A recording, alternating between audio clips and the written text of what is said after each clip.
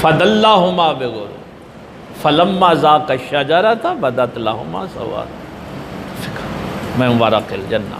آدم کو رخصت کرے نا اللہ جنت سے، یہ میں نے 8ویں پارے کی آیت پڑھ دی ہے، علامہ سعید صاحب سے بعد میں دیکھ لینا۔ جو ہی چکھا نا ذائقہ اس درخت کا، جنت کا لباس اتر گیا۔ اب زمین پہ بھیجنا تھا تو شرط یہ ہے کہ جنت کی چیزیں یہاں چھوڑ جاؤ، اب واپس آنا یہی ہے۔ آدم کی ساری اولاد کو بتا دیا کہ مقام یہی ہے، آنا یہی ہے، لیکن عمل کر کے اب آنا۔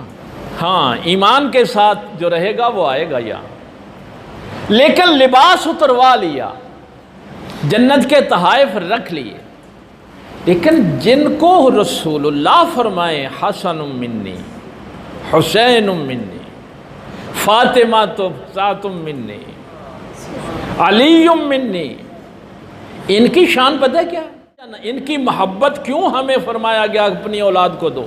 کہ حسین بچہ بھی ہو نا چھوٹا سا، حسن بھی بچے ہوں، اور وہ اپنی ماں سے کہیں نا کہ عید ہے، بچوں نے لباس نئے پہنے ہیں تو ہمارا لباس کہاں ہے؟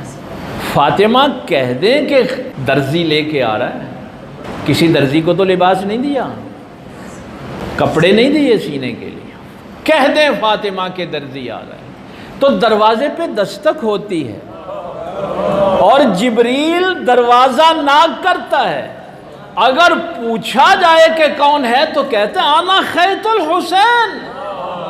پھر جبریل یہ نہیں کہتا میں جبریل ہوں، وہ کہتا ہے میں حسین کا درزی ہوں۔